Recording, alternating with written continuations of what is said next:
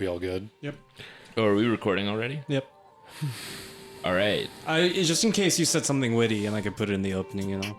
Yeah. But instead, I just admitted to doing crimes. Of course. It's Alex!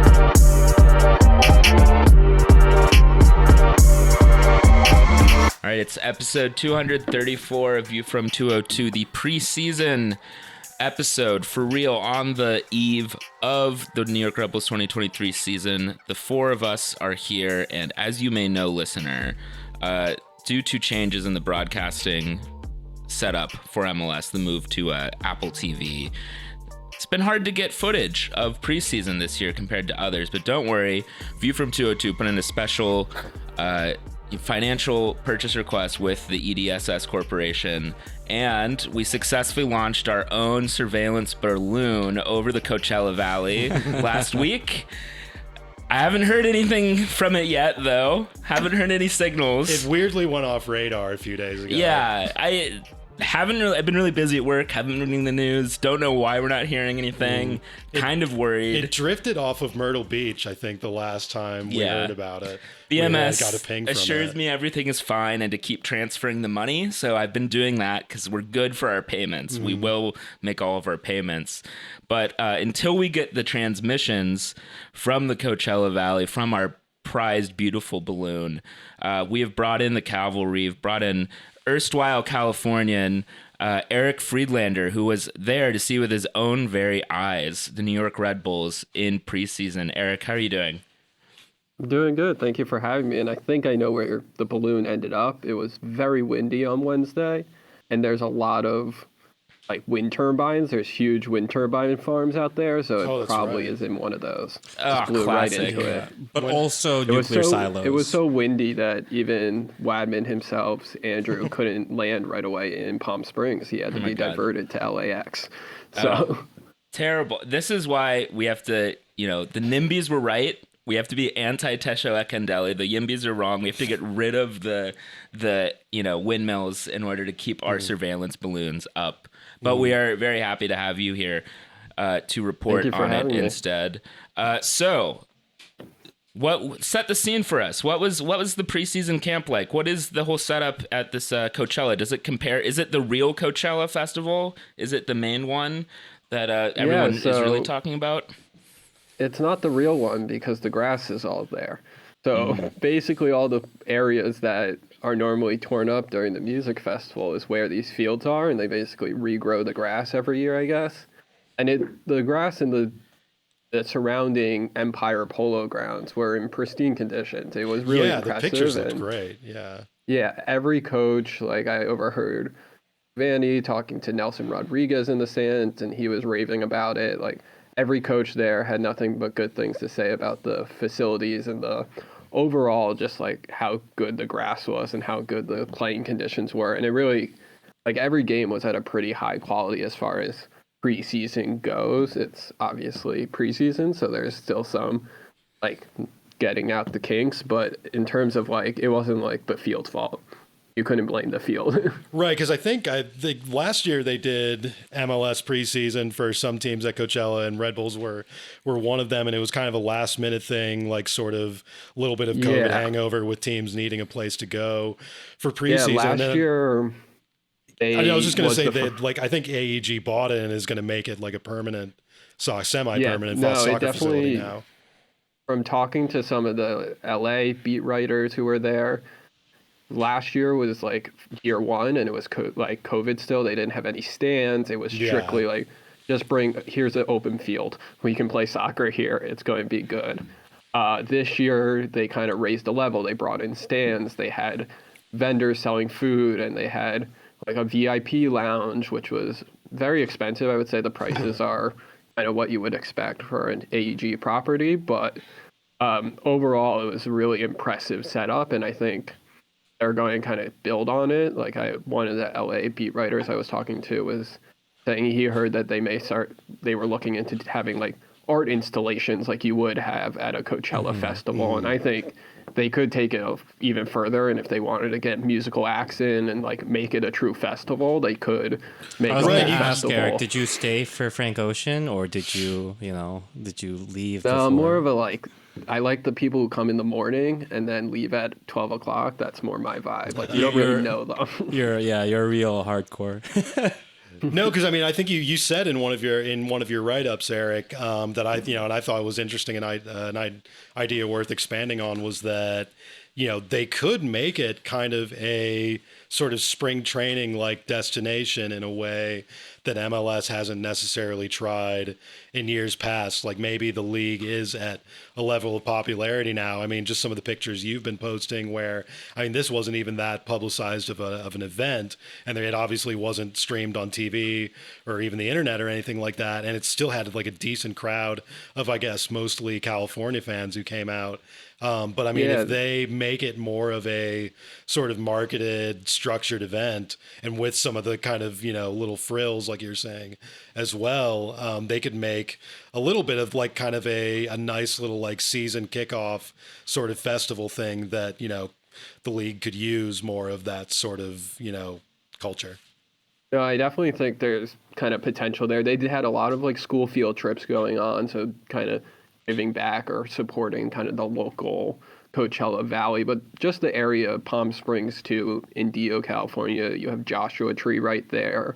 There's a lot kind of nice things to just kind of do and get out and about, even when the teams aren't playing. But if they had more teams there, they could have more games like pretty much every day on the competition fields. But overall, it was just a really kind of impressive and well run. And I think obviously the two LA teams like Galaxy and LAFC were Saturday and Sunday of my time down there, and they both brought like good crowds. I think in the future they're going to stream them. What I heard about the streaming was basically Apple told the teams like 3 weeks before preseason, like, oh yeah, we can put them up on the platform, but you got to pay for it. Like none of the teams had budgeted to like have Wi-Fi or have the proper like necessary equipment to do a stream to the level that Apple wanted in order to put it on their platform. So it's kind of this, yeah, it was possible, but no one had any budget to do it because they were told 3 weeks that they could do it. Like 3 weeks out from preseason in the new year. It's like, well, budget's already gone. Yeah, like without getting into too much of a sidebar, the setup with Apple is that like Apple is, giving MLS these checks, but then MLS has to do, bring the resources for the production and themselves, and then Apple verifies whether it's broadcastable or not, is what you're saying. Yeah, so it wasn't like I think they told the teams like, yeah, if you want to do it, but you got to meet certain standards. So you can't just set up a handy cam and go up on the scissor lift and so it can't be 2016 Yeah. like some stoner kid coming in to work the camera. Yeah. So Apple was not happy with kind of like the production quality of the Twitch streamers who all went to the Coachella Festival, is what you're saying, on their backpacks, on their streaming I would watch an entire a soccer match from like a referee wearing a streaming backpack at Coachella Valley. I think that'd be an interesting point of view. It's definitely a place they could experiment with some things. Like I know some people were like, "Oh, can you stream it?" And I'm like, I'm like still trying to enjoy myself. I'm not going to stand there with my phone going side to side and trying to also watch the game for myself. No. Also, probably streaming something else you shouldn't be streaming again. I actually back in my USL days, there was a moment where I witnessed a game that had to be broadcast through somebody's phone. But yeah, hopefully we've moved on from that era with the Apple deal. So I know I watched the UMass football game on Periscope once. UMass versus Hawaii from the end zone. I was gonna say phones have just also come a long way, so maybe we will just see them on phones and they'll just look good. So now that you've seen the Red Bulls with your own eyes, what's the story? So you're like the holder of like secret wisdom. You're like literally the other than like club staff, and maybe I guess there are some other people who trickled out there. You're like the only person who has seen this Red Bulls team this year. Yeah, no, I think the secret is Tom Barlow. No, in seriousness, Struber mentioned this on Sirius XM today, but he looks really in good form. Like there were still some Tom Barlow moments. Like I think in the game against Minnesota, he kind of from the left side tried to do one of those like Omri-esque, open up your hips, place it, and it kind of just went right to Dane St. Clair. But otherwise, like he has looked really good in terms of like his movement, his control. It's like I think for him playing with another striker just opens him up to kind of stay in his lane and not have to do Totally. like score every goal or make a goal. So that's been the biggest impression for me is that there's not this kind of kick it to the strikers and hope they make something. There's a little more fluidity to how they play and movement on and off the ball from the wing backs. I just expect a more kind of progressive approach this year from what I saw. Right. And do you think, I mean, before getting into some of that kind of big picture stuff, do you think Barlow really will be kind of a central part of the team this year? Do you think he's kind of, at least for now in preseason, a little bit of a proxy for Corey Burke, who I guess has been somewhat sidelined through most of training camp? Yeah, Burke is definitely, I think, has been struggling with like one of these niggling hamstring injuries. He kind of came on, didn't play the Minnesota game, played against LA, but then came off, kind of came on in the second half, played like 15, 20 minutes, and then felt something and came off. But then he was back on Saturday for the last game. So hard to know exactly what his deal is, but it doesn't seem, at least to start the season, he's going to be a starter. And then it's just a matter of like I could totally see even once Van Zier gets onboarded, that it's like Barlow and Van Zier as the starting partnership, not Manuel and Van Zier, because it just seems like when Struber plays two strikers, he kind of wants this big little dynamic where it's kind of you got your taller, more target striker, and then your more rapid second striker who can kind of shift into the 10 role or kind of go outside. And you said that there were some split moments where Manuel was playing kind of in the deeper role. Do you think that that's because I'm kind of interested if the team is going to switch to two striker formations? I'm interested in what happens to the players who were playing in between the lines and the wing roles the last couple of years, because do you think that sort of deep forward role might be somewhere where we see not only Manuel, but also maybe Luquinhas or even Lewis Morgan, if that's going to be the final third approach sometimes this year? Yeah, I don't think we'll see much of Morgan played as a striker. I think they'll keep him on the wing. Same with Luquinhas. I think Luquinhas is going to kind of sit on those left and right wing respectively. He's kind of can switch between, but he's going to live in the half space. So he's not going to be the feet on the end line waiting for the ball to come to him and take it on. He's going to kind of drift a little centrally and kind of live in those kind of half spaces between this, like a true 10, but also a right winger. And that will allow either John Tolkien on the left, Kyle Duncan, Dylan Nealis on the right to really push forward. And I think we're going to see the fullbacks a lot more utilized in the attack this year, with the six, which was Frankie Amaya throughout preseason, kind of being a little more conservative and kind of just sitting back and kind of shielding the two center backs who will obviously have to cover space out wide, which I've said this all preseason, but I think Andres Reyes is a lot more suited to do than Aaron Long was, just because of his natural athleticism. And Reyes just has this incredible will to defend. Like, he will throw his body any which way to just make sure he wins the tackle, throws his body on the ground, the diving headers, anything. I think he has a little more this reckless desire to defend than maybe Aaron Long did. That's interesting. Especially on this, at the Luquinhas part of that as well, strikes me as interesting, because last year it seemed like after about a month or so, when Luquinhas was added to the squad and we were playing more vertical, he seemed to struggle to kind of plug into that sort of more vertical kind of play style that we were doing, as opposed to keeping the ball kind of squared on the ground. Did it seem like, from what you saw of him in preseason, that he was finding more success like in these half spaces with the two strikers than he was towards the end of last season?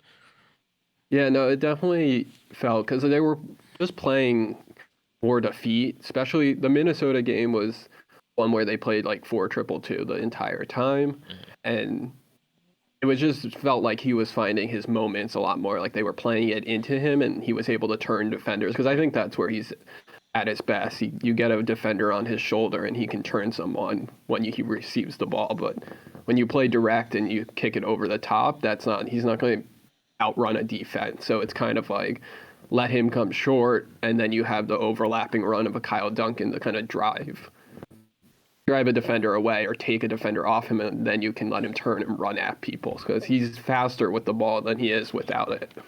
So that kind of leads me into a thought about, because the way you mentioned Luquinhas really doesn't have that long range burst. Like he, especially in moments last year where the team tried to run off on counterattacks, he just didn't really have the engine to keep it going beyond, 10, 15 yards.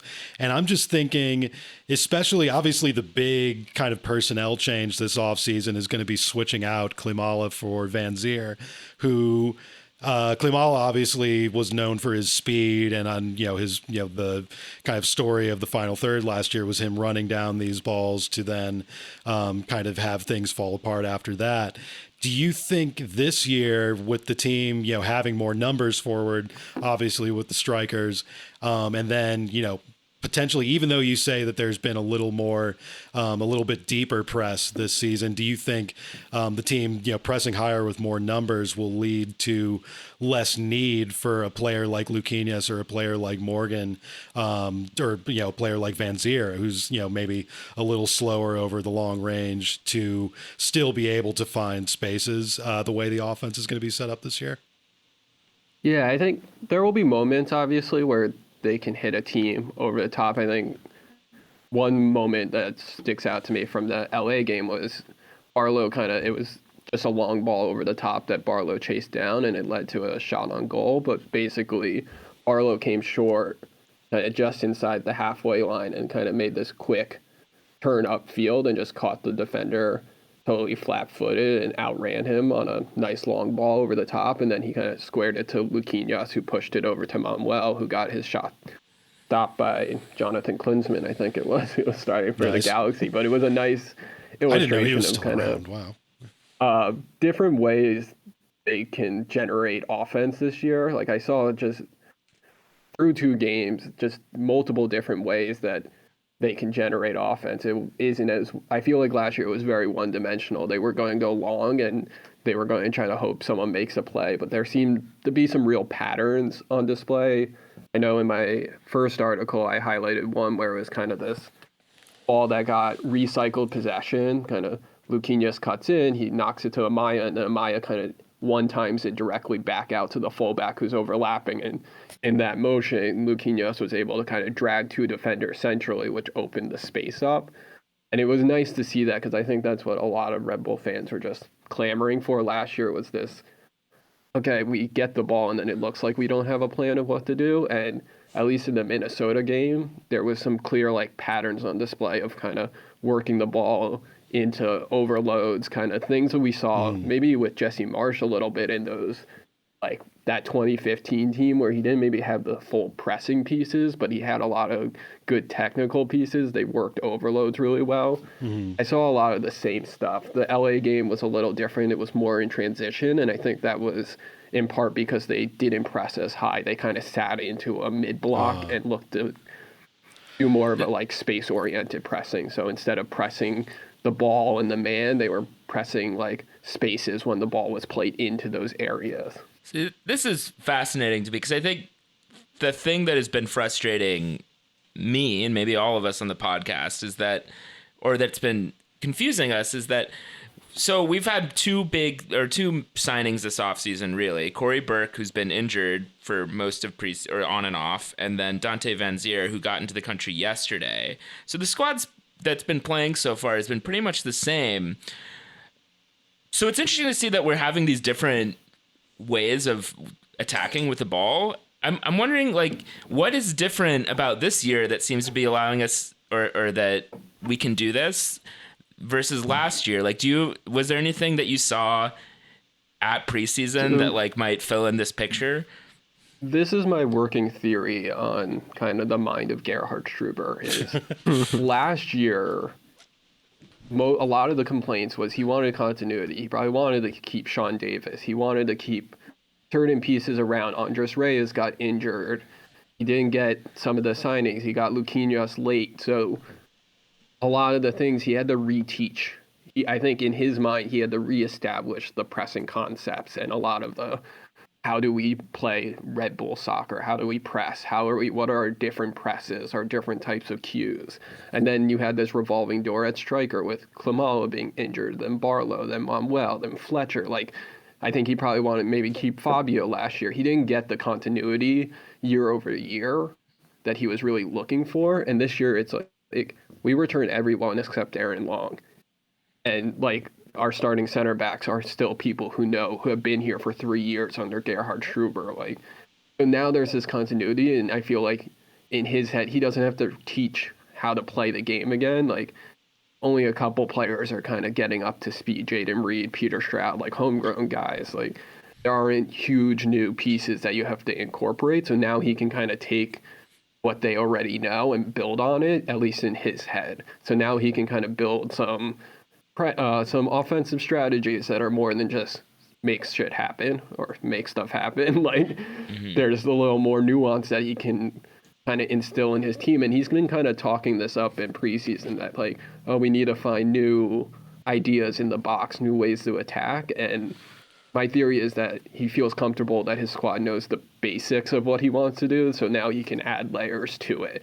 That's at least, maybe that's a little hopeful thinking, but that's kind of my big picture view of how things are going down. I was going to say there's two ends of that being hopeful thinking. One is, just, the confidence that Struber's ideas and expansion on the basics will be in the right direction and will prove to actually work. But the other end of it too is kind of the trap that any, energy drink era Red Bull manager runs into, where once you've established the press and, once you've, kind of built the team's identity on that sort of extremist press and just overwhelming teams that way and establishing kind of the floor of your play that way.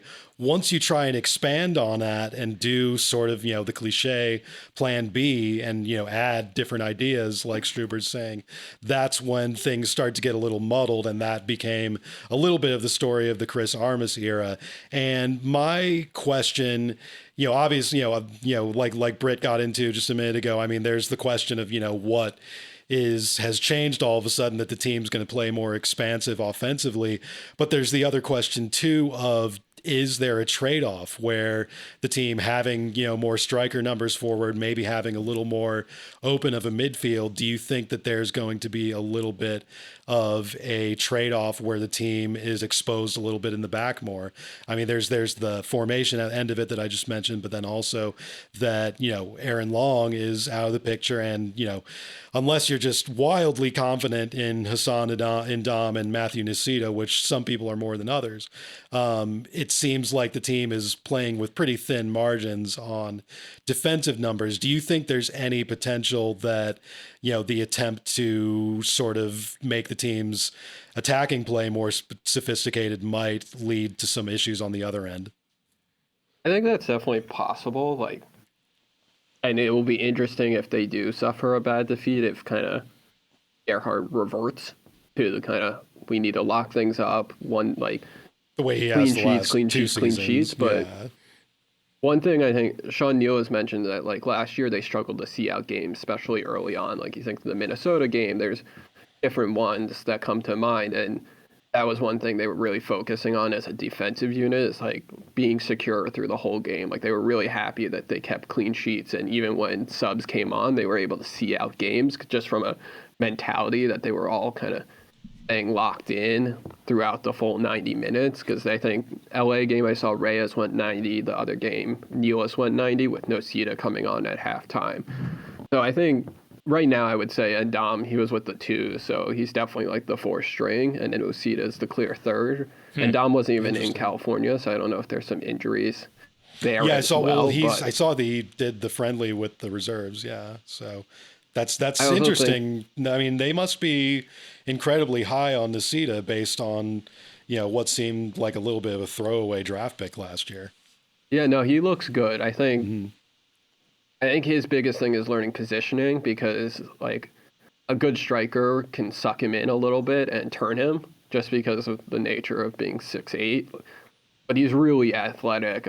Just seeing him in person multiple times now, it doesn't stand out when you watch a stream, but he's really fast in person. Like his ability to close things down and make tackles, he's kind of like a weird center back version of Aaron Wan-Bissaka, who's also 6'8". Like he makes these really impressive sliding tackles from Recoveries, behind and gets the ball just because he has long legs and he's super fast. So I think the potential is there for him to be kind of a MLS quality center back. It'll take some time and he'll probably have some games where it's like, oh, he made a mistake, but you can see the potential there, and I think he can definitely play at this level. Right. So I do believe they're in the hunt for another center back if they can. Yeah, I mean that's what I would have to think is that they just think that the market's going to be better in the summer because even they do the have outside till the end chance of that April.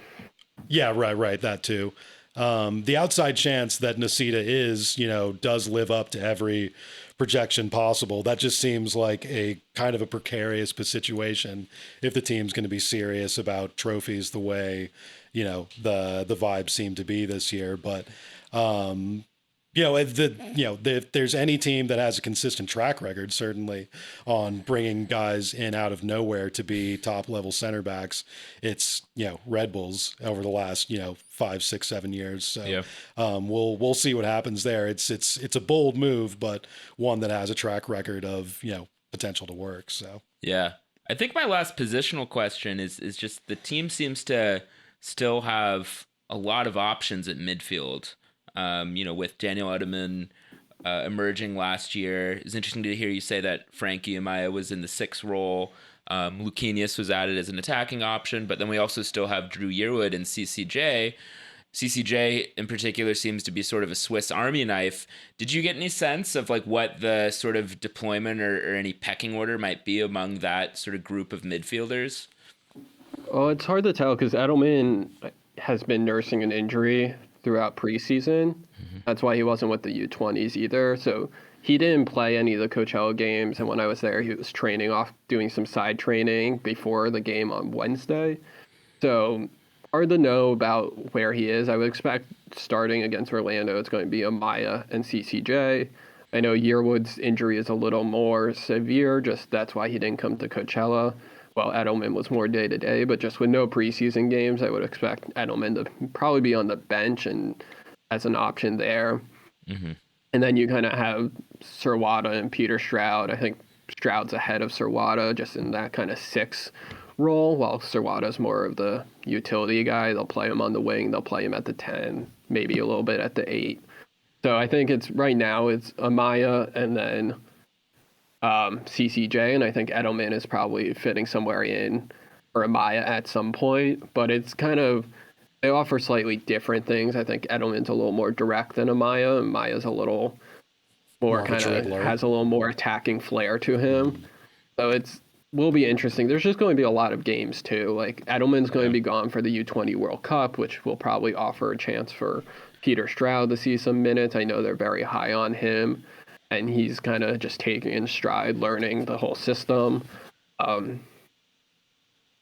Caceres is going to be kind of the workhorse. He's going to be that box-to-box guy, and they're going to rely on him. And I would assume once Yearwood's healthy, he's kind of the tactical kind of comparison in that position, and he would be his deputy. So I think we'll see rotation, and I'll see, like between Leagues Cup, Open Cups, and the league, there's just going to be a certain point where they're going to have to rotate guys through. So that's kind of my expectation there. I think Cam Harper is another one out on the wing, not much as the center mids, but I think he's primed for a really big season, especially as kind of I could see him fitting into a super sub role, especially if they play him in the attack. He has looked really sharp in preseason, just kind of the player we expect, that direct, run at you. Yeah, if we actually play with traditional wingers this year, it seems like he kind of offers something different, especially off the bench. Like he's just going to continually put pressure on the outside backs. Was Lewis Morgan consistently playing on the right, or is there a chance that maybe he'll take advantage of his both-footedness and play on the left and potentially create a space for Cam Harper to get on the field at the same time? I think it'll be hard just because I don't see them playing Luquinhas as like a traditional 10. I think they're really going to play two strikers, even if they line up in kind of a 4-2-3-1 formation. I think it'll be a withdrawn striker more so than a traditional 10. So I think it'll be either side. You're going to have Luquinhas or Morgan. And then if one of them can't go or there's some rotation, that's where Harper's going to kind of be the next one up. And obviously we still have Obier, but he was also in a similar situation as Edelman, where he was training on the side and didn't participate in matches. So he's nursing something. Interesting. All right. Did you get a chance to see the new kit in action? No. Okay, they haven't worn it yet. Were they playing in like training tops? They were just playing in the red kit the whole preseason, like every game. Interesting. So, Okay. But it's growing on me. I don't know. The new kit, seeing it on like, I said this on Twitter to like Andrew Wiebe. I was like, seeing it in Average Joe's makes me like think it's better than seeing it like in $800 Daniel Patrick overalls. Yeah, like on some model in a warehouse somewhere. Yeah, I'm like, okay, now it's relatable. Like, here's a dad wearing it. Like, I can see myself I can see wearing that. Yeah, I was gonna say I can see it being more like an easier shirt to wear just on the street or whatever. Like the firefighter guy who sits in 102 that they gave one to. Like that pick was like harder. That one, like, to me, I was like, this is a better rollout than any of the ones they put out. I was like, that looks good. Like, that makes me want to buy it. I feel like if they just put the word mark on that jersey, I would agree with you. But like at the end of the day, I feel like the whole like Red Bull logo kind of makes it feel not as wearable. Like it makes it feel more like it's a stadium jersey to me for some reason. But I don't know what you guys are talking about. When I see Daniel Ricciardo, I see that's a very relatable unemployed 30-year-old man that I personally connect with on many levels. But he's very much employed though now. Yeah, I guess technically. Yeah, I guess he's getting paid a lot. He has the Ryan still, Mara job of F1 drivers. Exactly. That's true. That is sort of the dream job. Yeah.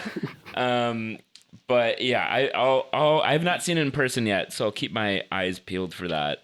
I think, final question is, this is our preseason episode, so we're going to give some sort of prognosis about the team, but just, generally, how are you feeling about this season? If you want to give a projected place or just like a general vibe of like how we're going to do in the conference or anything, like, do you have a feeling in your gut right now? I have a very positive feeling and I don't really like it. Like, the cynic in me wants me to be like, I see all these people projecting us to make the playoffs and I'm like, oh, like, can't you just give us laminator content? Like, let us be bad in your projections so that we can clown on you at the end of the year when we make the playoffs again.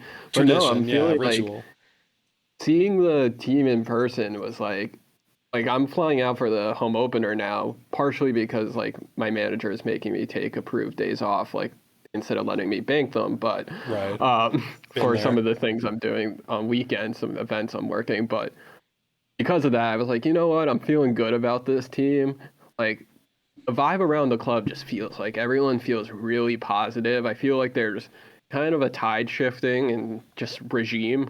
Like, they want to get the team back out there. There's like, what I've been told is that like if you go to the season ticket holder viewing party, any player, like they're going to have players who don't travel there. Like they're really going to try to get the players out into the community a lot more, like coming back with a vengeance is kind of the vibe I was getting. So there's just a weird positivity about me that I think like this team should be a top 3 team in the East. Like I think it has more than enough talent to do it.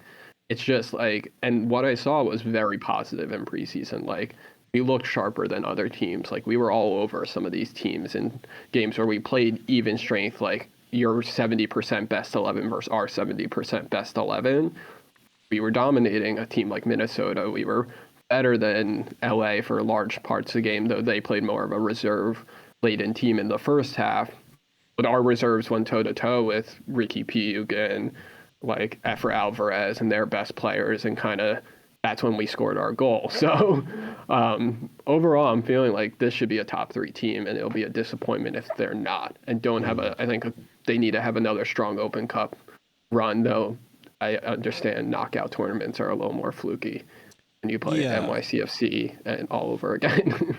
I'm glad you're feeling positive, and I hope like that positivity spreads. But looking forward to hopefully seeing you in 202 for that opener. I owe you empanadas, I guess. I think I said. Yeah, I'll be around. I'm not drinking much at the moment. Yeah. So.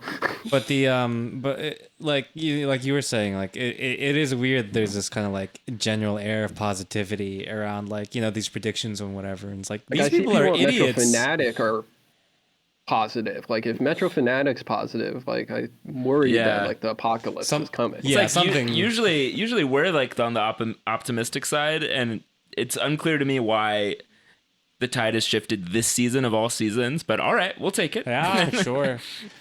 Hey, whenever I'm not being called a shill for the front office for just thinking like maybe we could be good, I'll take it. Yeah. Cool. Well, thanks so much, Eric. This was very helpful to have a set of eyes on the ground. Thanks for having me, as always. It's Alex!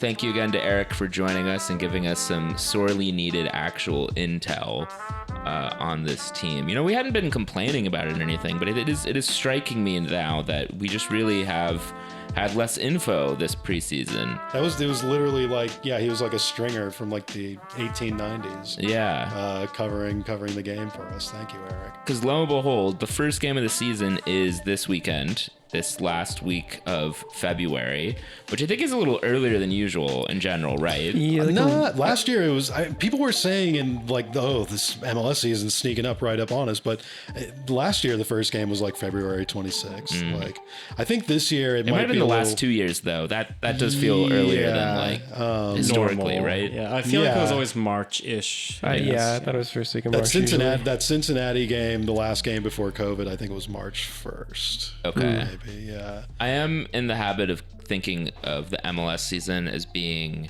1 month longer than the MLB season on both ends. That's how I usually think of it. Maybe the World Cup also made it seem like it crept up a little sooner. That was totally a factor. I said that one with the Nashville podcast that I did last month where, we were both just like, this is the first MLS coverage we're doing all year. And it was just like, the World Cup made you forget about 2 months of off season, and then all of a sudden MLS was right here. Yeah. But there's also the Leagues Cup, Brit's favorite, the Leagues Cup. That's going to be clogging things up in the summer, so they have to make space for that. I never got around, like I interjected loudly into one of Eric's answers when he said Leagues Cup, and I never got around to elaborating. I was reacting to that. Are we really doing that this year? That's actually happening, apparently. All right, let's see. We've said this many times before. Did this happen last year? Or was that Campeones Cup or whatever? The Campeones Cup is that one game thing for like the Liga MX versus the MLS champ. Yeah, wasn't there like some mini tournament Cup last year? de Caridad is what they're going to call it next year.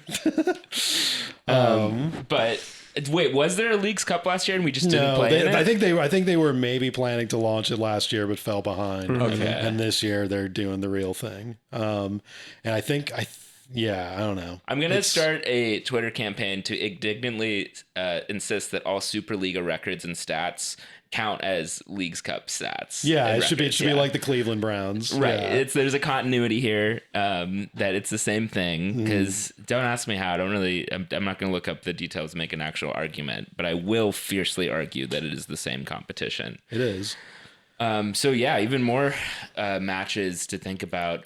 But this really is the first week I've thought in detail about our results, because up until now, we've really just had like a couple of tweets and updates about like the team scoring, a goal or getting, just like a final result, not that I ever watched the streams in high detail in previous seasons, but it's all hit us all at once here, and it's Saturday, and we're playing away at Orlando. And it's time to really think about the 2023 season on our doorstep. I think Eric gave us a great rundown, both of what happened in preseason, but doubled as kind of a review of some of the positional questions we might have. Because I think one additional confounding thing about this preseason is that the team is so similar. We're not sitting here asking like a ton of new questions of like, how are we going to play? Even this new wrinkle that Eric was talking about, especially in his first Medium piece about the 4-2-2-2 being a new look, that's in many ways still a very old topic for the Red Bulls. You know? mean, right. I mean, it's a very interesting kind of moving forward into the past kind of a thing. It's Back not to the future. Yeah, I mean, it's fitting that, you know, kind of the most Red Bull, the most Austrian that the club has ever been, this will be the ultimate crucible for the 4-2-2-2. Will it? Is this the year that it's going to finally last longer than a month before being scrapped? You know, this is, and this is kind of, I got into this with Eric a little bit, where it's going to be also like, is this going to be finally the year where the plan B, where the little wrinkle to the extreme pressing is going to actually work? Is the, Salzburg Academy mad scientist who we paid $2 million for, is he going to be the guy who finally makes all these pieces click in an MLS that's more challenging than it was 5-10 years ago? It's, kind of a big sort of, litmus test this year. Yeah.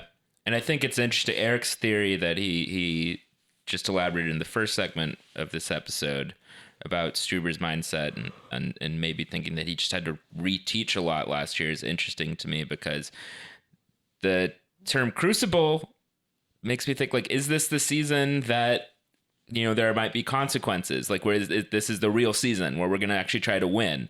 Sounds like reports coming out of California suggest yes, like the team is up for it. They're going to actually allow players to meet the general public and fans. I don't know why we couldn't try to score goals last year or try to have like players interact with fans last year.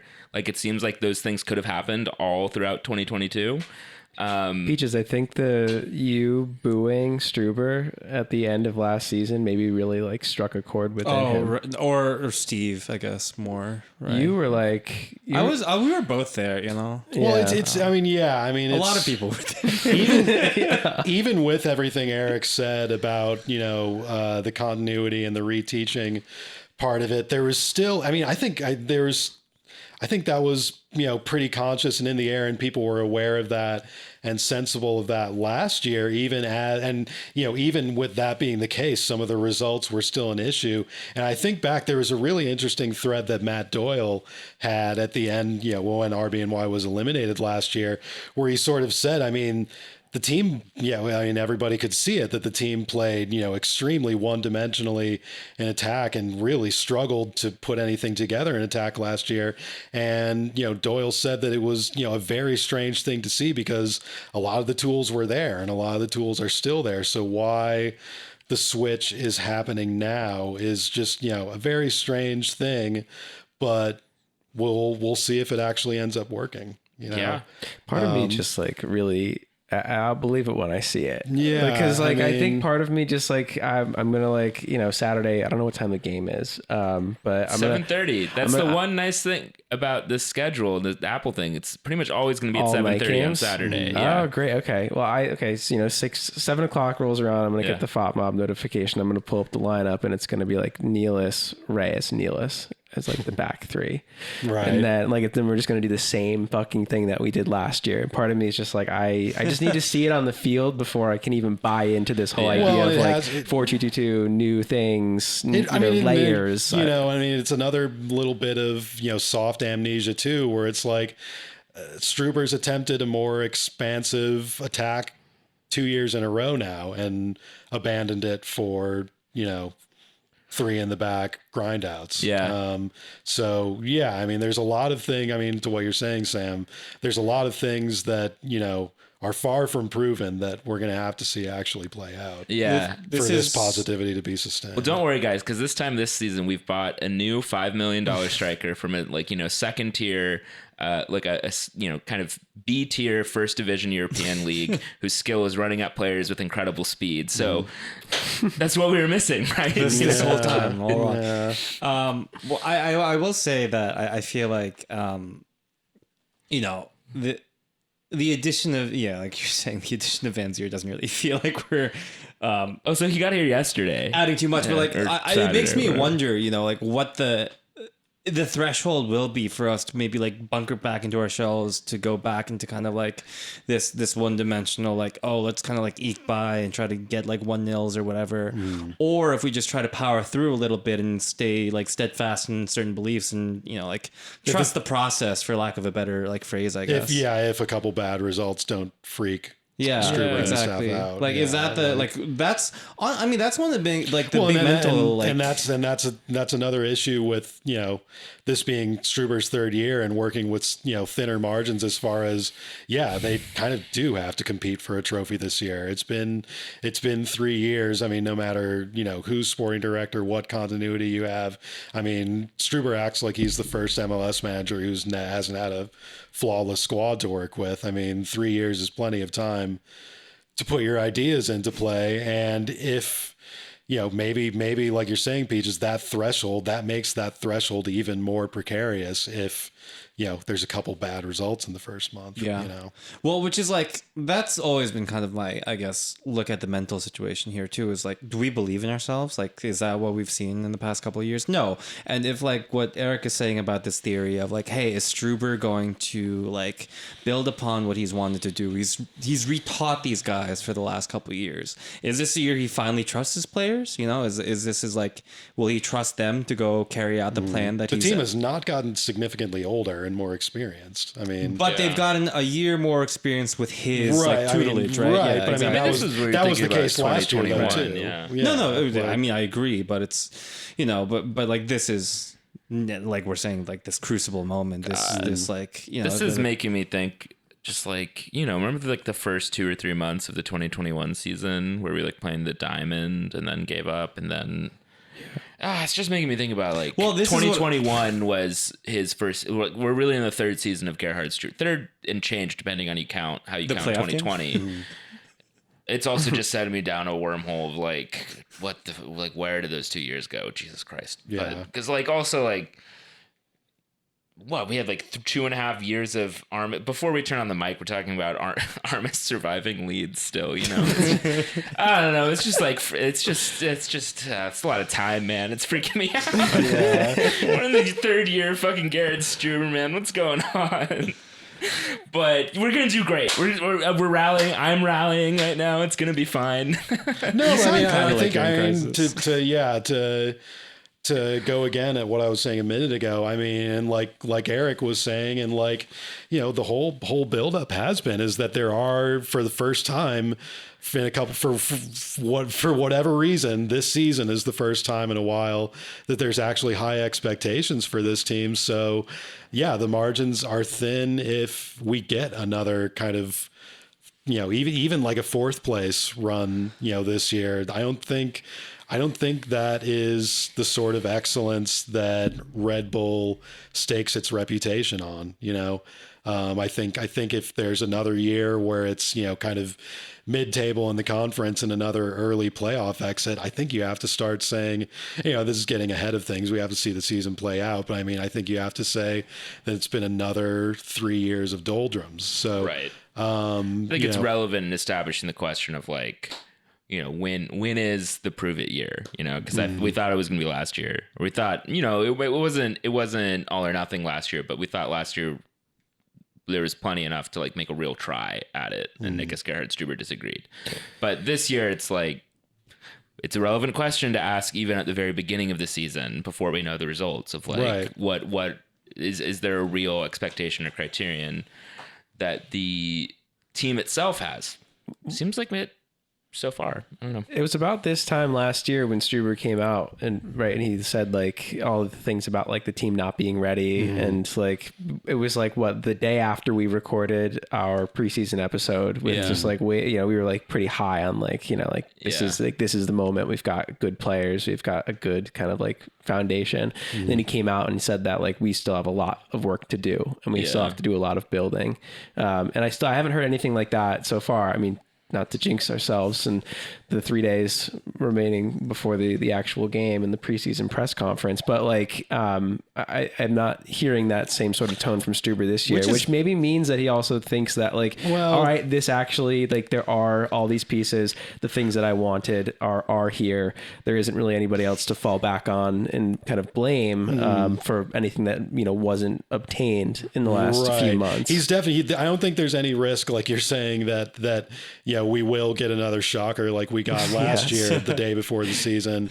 Both Struber's comments and Thelwell leaving. I don't think there's any chance of that sort of kind of bomb before the season. Struber's been pretty straight positive in all of his comments, but the one press conference that he did last month, when I think it might have been Eric actually who posed the question of, do you think that this is finally the team that's ready to win trophies or whatever? Or, I mean, put it pretty bluntly, is this team ready to win trophies? He kind of smirked a little bit, Struber, and he just said, I have high expectations. He didn't go ahead into saying trophies or guaranteeing trophies. Maybe some of that is learning his lesson from last year where he started guaranteeing wins randomly and it was blowing up in his face. But then also it could be a little bit of, showing a little bit of insecurity about, that maybe, there is a hint of, uncertainty behind some of the bluster we've seen this preseason. Maybe to segue into starting the rhythm of the season, I think Orlando is a really interesting test to start out because I think they're one of the teams that has a good kit. There's that, but I think they're one of the teams that the Red Bulls are going to have to prove that they're better than if they're going to have the sort of successful season that the expectations seem to be laid for. Orlando's a team that kind of along the same time frame as Struber being in New York has had Perea there building his team for 3-4 years now and has a pretty set in identity of them being the sort of cagey, sort of tactical team that will adjust to the opponent as opposed to playing expansively, playing their style. That's the sort of team that's caused problems for, the extreme press and the, pretty direct identity of RBNY. And certainly there was the Open Cup defeat last year to put an exclamation point on that. And I think a game against Orlando will be a big kind of signal of whether this team is ready to win the types of games they're going to have to win to be better than they were last year. Yeah, I agree with that. I think that, especially looking back at last year, like Orlando was a team that we beat, like our best win of the season arguably was last year against Orlando. And the first 45 minutes in the Open Cup game, we really ran ragged over them until imploding. So I think they do seem to be a good watermark for us to prove it. Even like the fact that they were away from home, I think doesn't change that too, because I think historically we've had no problem going in there and putting on a good game and taking the fight to them. And there will be several players in this, a lot of players in the squad who will have recent memory of that. But I think maybe we'll have a slight edge in continuity against them. I think Orlando's added a couple players this offseason who knows how well they've adjusted. Last episode I did mention when we were looking through the FOTMOB transfers, our friend Felipe Martins, and mentioned him being on Austin, but really it was that he's leaving Austin for Orlando on a free. So we'll be having a reunion from the most high profile Brazilian move to Orlando. Are there any players left on the Red Bulls from when Felipe was here? Ryan Mara. I guess other than Mara, I feel like that's going to have to be the Mara. And I remember from when Caceres was first, CCJ. when Caceres was literally first signed when he was like 17 years old and didn't know a lick of English, and he just in the preseason before Felipe was traded for Parker, I saw in a bunch of videos that he was palling around with Caceres being like his big brother figure. Explains a lot, and actually. And then that was cut off immediately, and Caceres did his 2-year, purgatory. But I think somebody posted that other than Mara, that CCJ is the most senior Red Bull now. 23-year-old CCJ. Or most tenured, I guess. It should be the term. Well, I mean, it was probably him. Fuck, 7 man. That years or also, I do really remember when CCJ joined as like a teenager, and that is also making me feel old. Or not old, but just like more that like the last 4 or 5 years have been a vacuum. They've been both just painfully long and just invisibly quick. Yes, yeah. Exactly. Man, and maybe having the rhythm of a weekly 7:30 kickoff on Saturdays will help with that a tiny bit.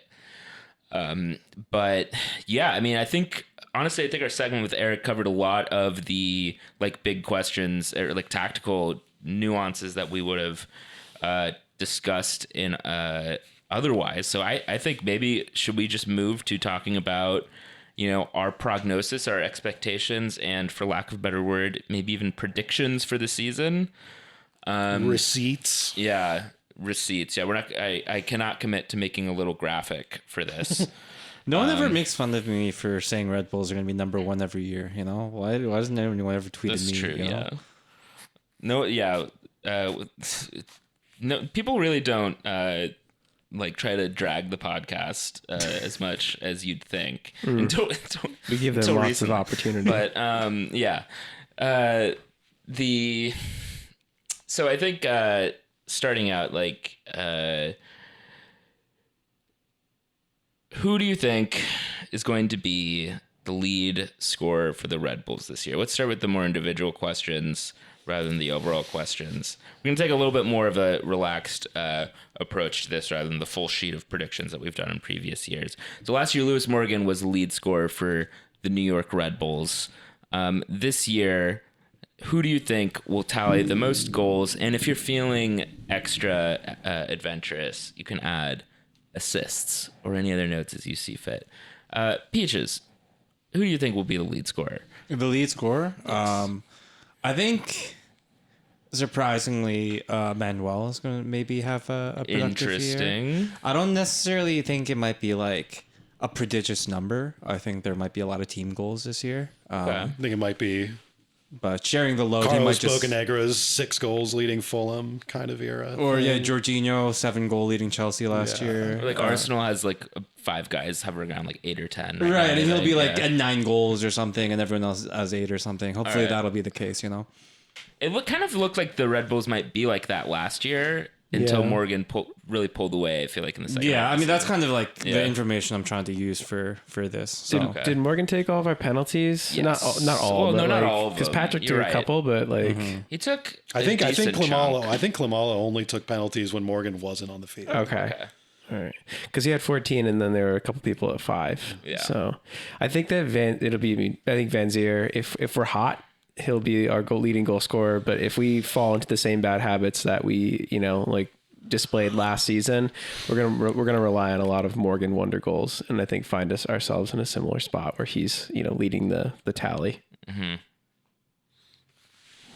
I think the obvious answer, I think the answer that the best projection the club has for itself this year is that Van Zier is going to be the goal scorer that they've supposedly been missing the last few years. But to make it interesting, because that's our job, I will go ahead.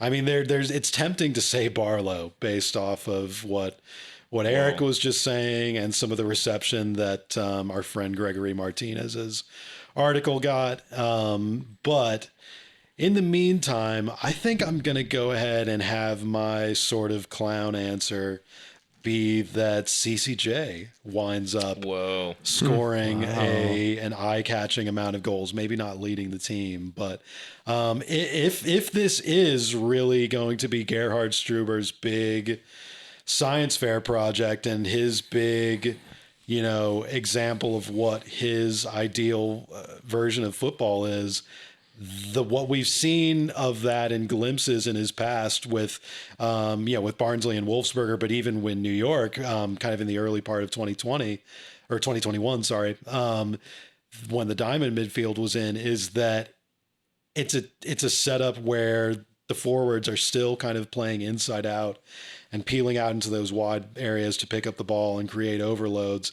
And it's the midfielders coming in on the space that's left behind who end up scoring a lot of the goals. And I think if that setup really starts clicking this year, I think you could see, especially if Amaya is going to be sort of the pinned back anchor and CCJ is sort of running amok, I think you can see him getting into a lot of those spaces like we've seen him do in the past.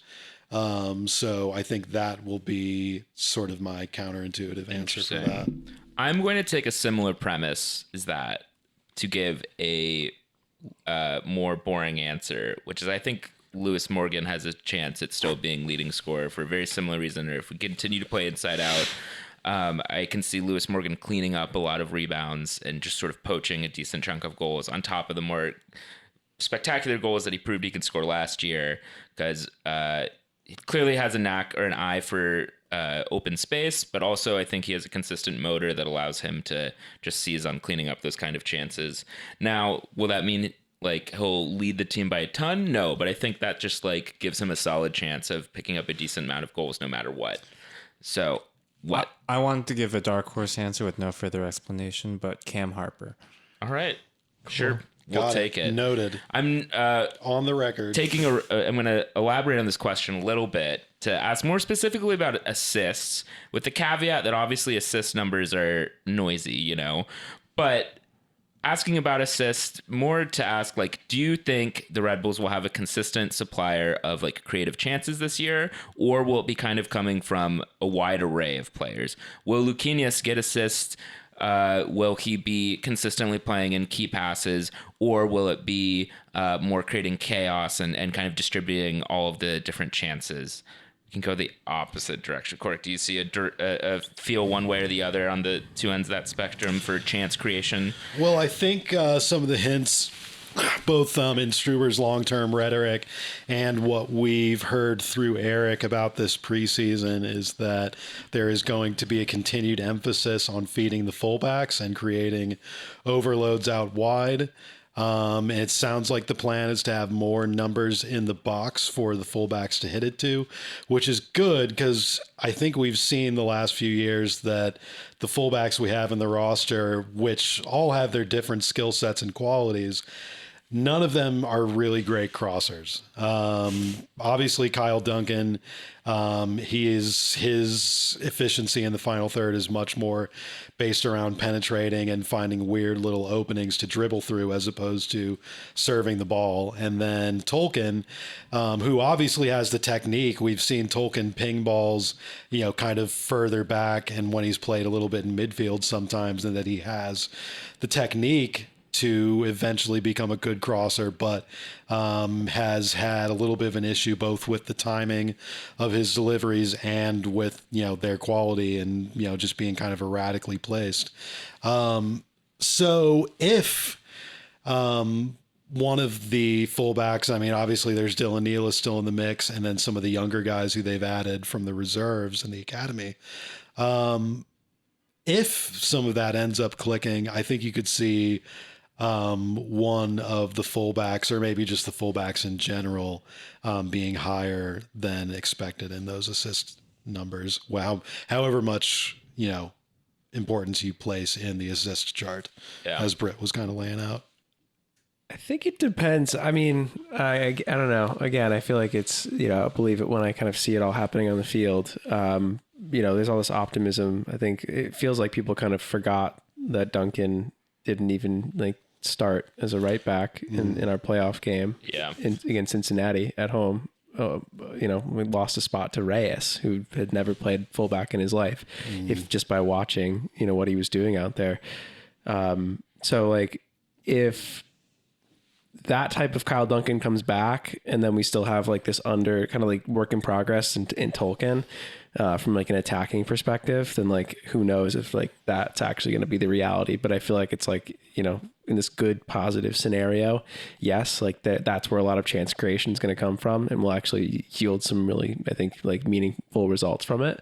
But on the other side, like if we have to rely on, like a Luquinhas, to get that done for us, or for, rely on Morgan more. I don't know. It's hard to tell. I'm going to buy into the optimism a little bit, because I feel like I do that at the beginning of every season, and say that it'll actually be kind of spread out across a few different players. Who's your number one? You don't have to have a number one. I'm going to say Tolkien. Okay. Wow. Yeah. I tend to think that our attackers, or like whoever's going to be most progressive up the field, might end up getting a lot of like layoffs to oncoming runners, hopefully, theoretically, based on the little clips I've seen on Twitter and Instagram or whatever.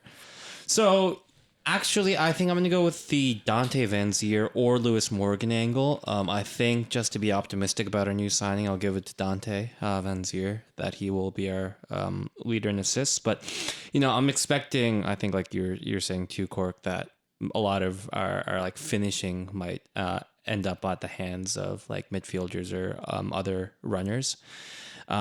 And, the person laying that off would be one of those guys, I think, maybe.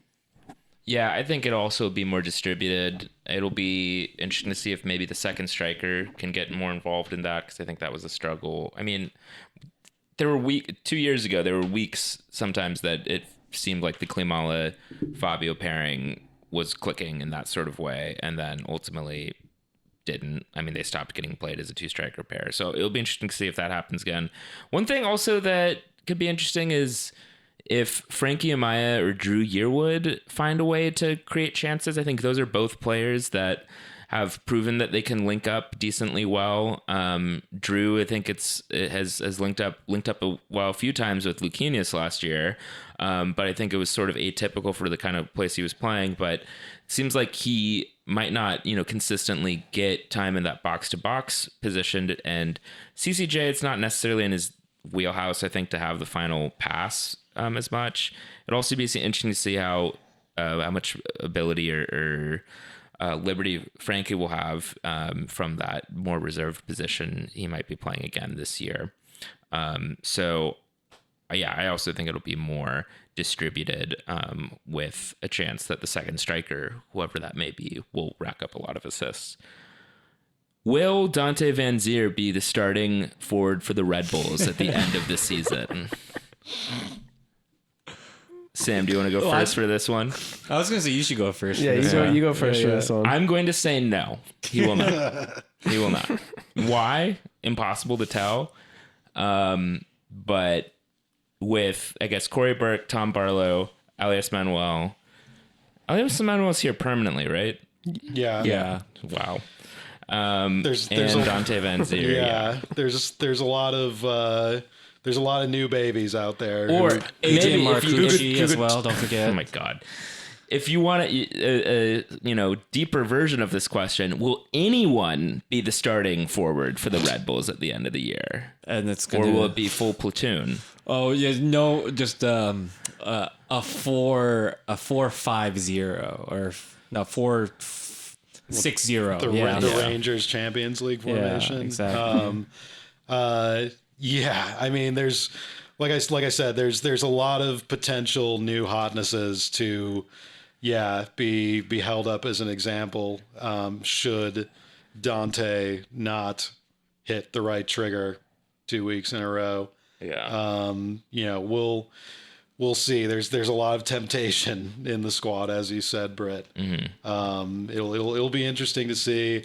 The fact that Barlow appears to be in the mix and still be kind of, and I'm pro Barlow. This is one of the, way down the list of anything that could be considered a complaint from me. But the fact that he's still in the mix to that extent is very interesting and could color the eventual answer to this question. Yeah, the rise of Barlow, it'll be some nice, like, almost vindication for when we got rid of White. And I think a lot of the crew here was, like, still supportive of, like, having Barlow, be in the mix. So I'm, hoping for the best there. But I think it's a rite of passage for our strikers to at least end up on the shit list of Gerhard Stuber, for a little bit of time.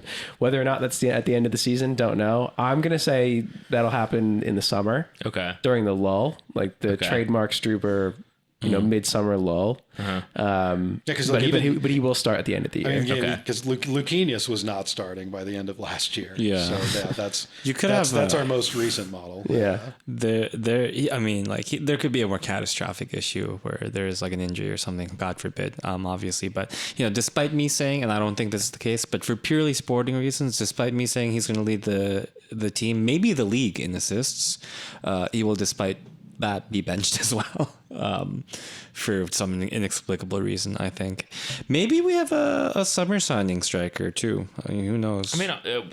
How many more do we much need? room? Yeah, that's the other thing. The other thing. This is to be get a little bit into the haterade as far as some of the response to the Van Zier signing. Like, it's always nice to sign a new kind of highly touted forward, but this is also going to be fairly highly touted forward number 5 or 6 for Struber in 2 years. I mean, at some point, the problem is not the personnel. I mean, if this one doesn't end up working. I've got another forward. I will say somebody in this room scored a pretty sick goal in DSA League on Saturday. Was it you or me? It was me. Oh, okay.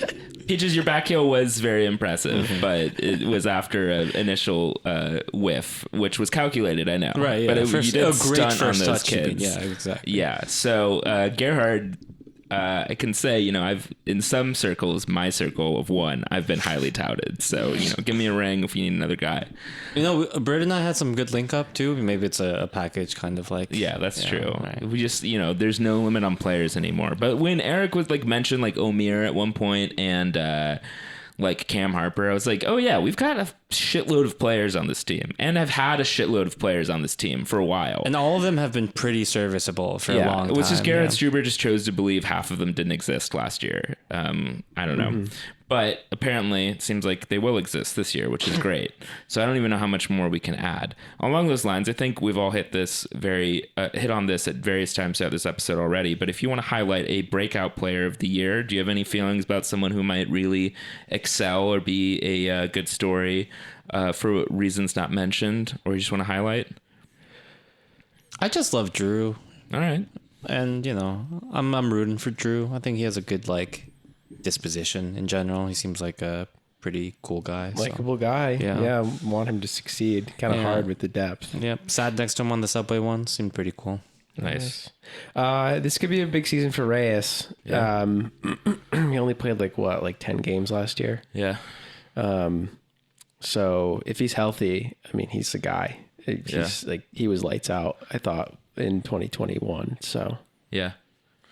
I guess I'll say that I'm kind of curious about Peter Stroud, just to throw an extra name in the mix. There seems to be a little more buzz than the typical amount you get with this sort of profile of signing.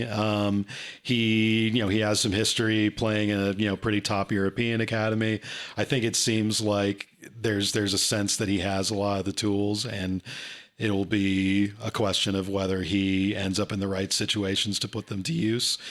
Whether those situations open up this year with, like we've been saying, how many different options there are in central midfield, we'll see. I mean, the fixture congestion will probably give him at least something to work with, but I think he could be. It seems like they're hyping him up as one of the bigger homegrown signings in a while, so we'll see how that plays out. On that note, it is interesting that John Tolkien got a trickle of transfer rumors. Although I don't know if it was with specific teams, was it? It was just kind of like that there was general there wasn't interest. much more. There wasn't much more since there. I mean, there is a little blurb from Anderlecht last summer that I think some of the national MLS punditry kind of, got a little carried away with that into saying that it was, a certainty that Tolkien was going to be sold this some winter. I bring that up that never happened. Yeah, I bring that up not so much to bring up like the literal rumor, but just to flag that as another thing where like John Tolkien's been kind of getting the spotlight for about a year now. So like that could potentially grow. I think on this podcast, we like Tolkien and he's been a very solid player, but we haven't quite understood the level of hype based on how he's playing, or like the way that people describe him doesn't seem to match what we see. So that could potentially continue. See no reason why it wouldn't continue. Will it make sense to me? I don't know. We haven't mentioned yet that Sean Nealis is the new captain, which I think makes sense. I think, I don't know if it'll be a breakout year because he's sort of proved himself already, but I think maybe taking over the helm for Aaron Long could, just continue to solidify that. But yeah, otherwise, I think those are all good shouts. Final question really is, how is this season gonna go? So I feel like we can take this as vibey or as specifically as we want, we can say place in the table. If you feel so inclined, if it helps to mention a approximate point total, by all means. Are we going to score a lot of goals or are we not? Are we going to squeak by? Are we going to be a little bit of both? Is there going to be any particular contenders above or below us? Lord knows we're not going to do a top to bottom Eastern Conference review like we used to in years past because there are now 29 leagues in the teams in the league. 29 leagues in the team, yeah. So how is this feel like there's season? 29 leagues sometimes. That's true. How is this season going to go for the New York Red Bulls? Where are we going to finish? What's the vibe? Who wants to go first? I'll go. 29 leagues in the cup, I guess, right? Mm-hmm. Yeah, exactly. That's what the League's Cup is referring right? Yeah, to. exactly. But I will say, I think, I will go with the general positivity and optimism around this team. To say that I think this is like a very capable 60-something point team, right? We will say, for context, we are still playing the same amount of games. Yeah. 34 games. So despite the increased number of teams, the general rule of thumb for points should still apply.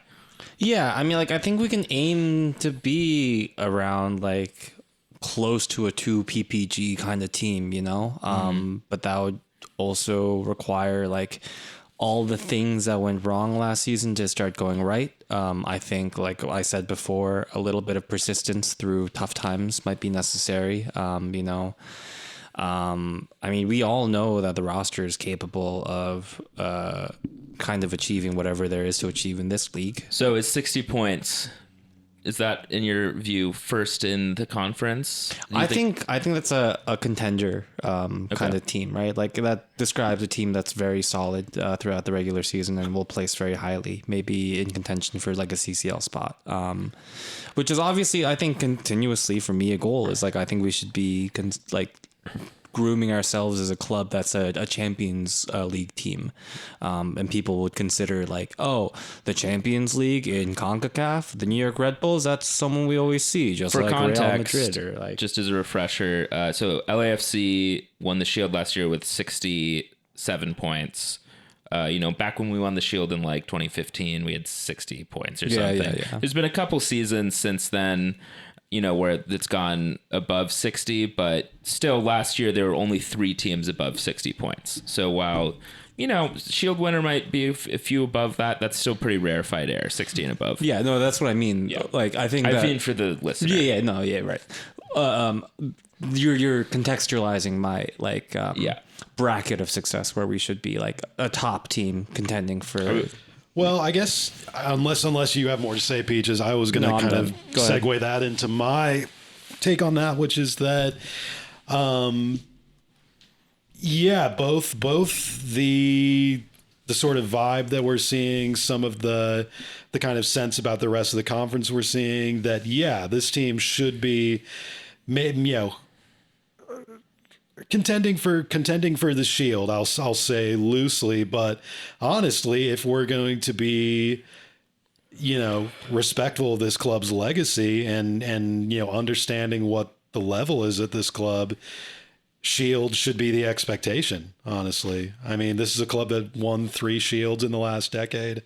It's what has been put forward by the new sporting directors as the, bar that they view as the reason that, Red Bull has the right to rule, is that they have 3 Shields. And I think if you're putting out that, this is the most, kind of tuned up Red Bull machine there's ever been in New York, then the Shield has to be the standard. And I think beyond that, and this is always the elephant in the room, winning the cup eventually is the standard. If you want to claim the mantle of, best ever Red Bull setup, then, winning at least 1 trophy is the bar. And I think in year 3 of whatever project this is, year 3.5, whatever, I think, that should be the standard. I mean, we've had past managers who have won it in year 1 of their project. So, I mean, to repeat the theme from earlier, that this is kind of a crucible year. I think, that even if it, your personal appraisal of the squad or the league or the situation, whatever, has you thinking that, the team might be more of a 3rd, 2nd place team based on what the standards should be for this club and this sort of trajectory it's been on. I think it's overdue that, this should be a trophy gunning year. Yeah. I think I vibe with this. I think the maybe the converse way I would put it is that to me, there are no real excuses to not perform at this point. I thought, as you will know, and I've said like a dozen times on this episode already, I thought that was true last year, really. So it's especially true for me this year that I don't see any apparent excuses, especially as the rest of the conference has gotten weaker.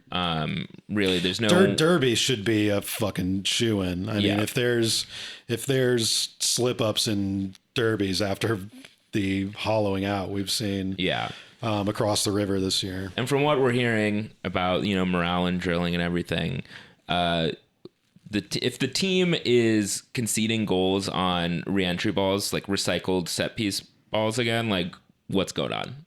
Like year 3 of that, and that's still happening. That's a fundamental problem that you're not able to coach that, because other guys around the league in MLS are able to coach that into their players. So there's no reason why that sort of thing should be happening now.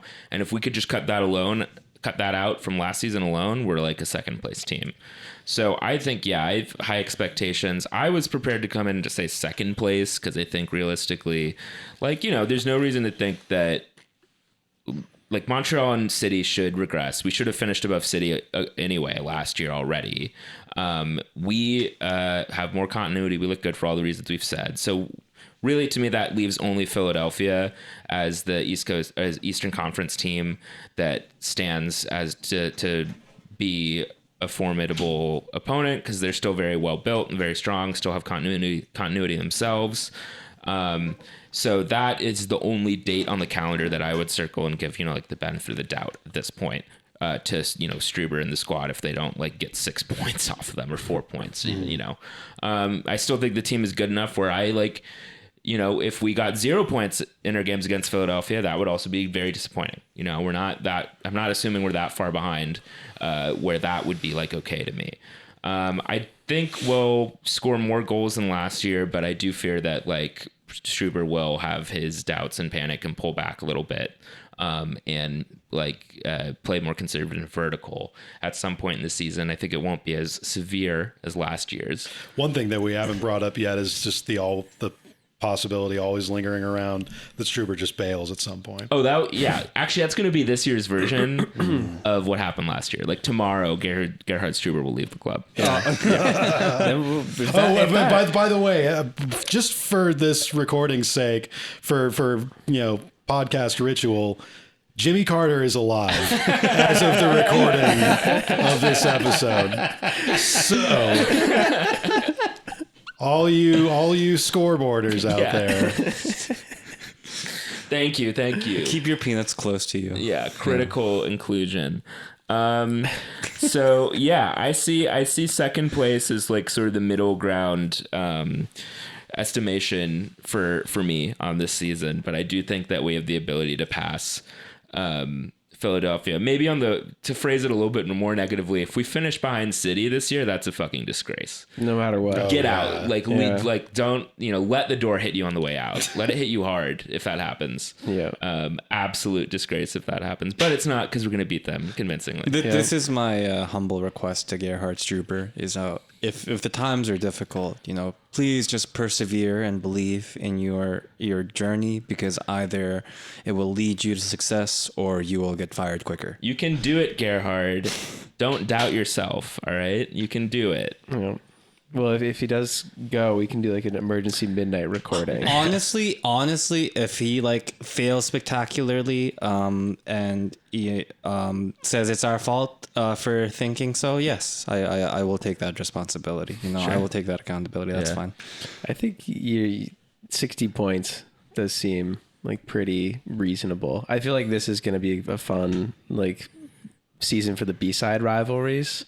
I think Philly, there's actually some I mean, DC and City are a bit of a mess, and those games we should crush them, but I do feel like some really intense on the field moments really make it's making Philadelphia become more and more of this thorn in the side that we have to begrudgingly acknowledge. The return of New England villainy. Well, I think that in this case it actually might be Cincinnati. I think that because they're actually going to be good this year. Yeah. I think all signs are kind of pointing to that with their offensive. And Nashville's West, right? No, they're East again. They're East again? Yeah. Cincinnati could be where Philly was 4 years ago. Yeah. Where we lost a couple games to Philly and the feeling was we're really beating ourselves right now. We're not living up to our own standard. That's very much how I feel about our loss to Cincinnati last year. Yeah. But if it keeps happening, this is going to be a season where I feel like there's going to be some chippy games with Cincinnati. Cincinnati kept getting better at the end of last year, and Charlotte kept getting better at the end of last year. Yeah, weirdly enough. We ended up beating them in the last game of the season, but they got that clown coach out of there immediately, and once they got an adult in the room who was actually, teaching guys how to play, they seem to have a pretty good setup. Thank you for raising this, because we love to make fun of our axe-throwing cities, but while walking over here, I saw that across the street from your building, the building we're in right now, there is none other but a ping pod, salon of ping pong tables that is very axe-throwing energy. So maybe we don't have energy to talk. Maybe we are being relegated to axe-throwing Liga. Maybe New York is the new. You know what? New York is recovering from its Rust Belt status by. I reject this as a major sport of China and an Olympic sport. Ping pong is an actual, There was no Xi Jinping portrait over there. If there were, then it would freeze them in. I'm not talking shit. Put one there. Yeah, we should. But yeah, sorry, Sam. I got distracted. No. I was just saying that Charlotte could be good. Yeah. I don't know if we need to run through the whole conference, because we kind of did that last episode. I'll be at Charlotte again. I think I'm going to try to go out. Unfortunately, it's in March. I guess it's fine. It's going to be warm down there. Yeah, that's true. So, but I like your call that the B sides might be strong this year. It'll be fun. I don't know. Yeah. I feel like the B sides have been getting the Philly thing. Philly is an A side now at this point. But it's I don't know, maybe we'll see some old ones come back. I was saying, New England might be pretty nasty for once. Toronto could be chippy Toronto, again. That's true. I don't know. Did they sort bring back some of the old stuff? Yeah, can they sign Giovinco again for old time's sake? How old is he? To our credit, this is to the club's credit, this is kind of our most doldrummy period in literally a decade, and even though that we have a rivalry, a renewed rivalry, or most intense rivalry with Philly ever, but unlike DC, we didn't fall off the map. We still have a rivalry with Philly. It's we're not so bad that we're irrelevant like DC did. DC, no one cares about DC at all because they're that bad now. We beat them in 2015, and it really had the theme of vanquishing them forever. And it's gone. Not as fun to keep beating up on. Right. Yeah. Even though we've been down bad, we're still. It's still meaningful to Philly when they beat us. So we're still down bad. Below our standards, but at least we didn't fall off that bad. Right, we're still down bad, but if we win, or if we make playoffs this season, I think we're going to tie the Seattle streak by doing so. Right, which is, the bare minimum, but yeah. I mean, if we don't make playoffs, that would be an utter failure, right? Yeah. So we cut off the rest of your call, yeah. The only thing, I mean, at this point, Struber's been in charge, 3 years. It is kind of a weird, just acknowledgement of the way that that period of time has passed. But the players that are still on his project after 3 years, he has to have seen some sort of value in them, and he's had to I think that they've at this point they've at least had to go through his kind of rite of passage, and there is some faith that they are capable and are worthy to get a spot in the 18 at some point. So I have to assume that maybe this is naive, but there's some of this just petty selection of certain players, banishing people, out of the kind of 18 for personal issues, that stuff I have to assume is kind of past him. And maybe I'm totally wrong. But I hope that there's some more consistency and there's an ability for some of these players like Frankie Amaya and Yearwood, who kind of got put out of the coach's favor and out of the spotlight, and even Harper early on, who just got instantly taken out of everything when he got, after his first few minutes with Struber. These guys have been around for 3 years. There's some sort of trust and maybe some confidence, that these players are feeling that they've been on this project for this long, and maybe the results will actually reflect that this year. I was going to say they trudged through fire and flames to get Kyle Duncan back for a third consecutive season. So, Yeah. So true. Well, we've laid all our markers down. I think we sound as smart as we ever have. I think we were right last year and Gerhard Struber was wrong. So I think we'll be right this year. And hopefully that will mean Gerhard Struber is also right this year. Because, we all agree the Red Bulls should look kind of dangerous and look kind of promising. The rest of the league sucks. So, Tim Apple, do your worst. Oh, yeah. Bring it on, Tim. Till then. It's Alex!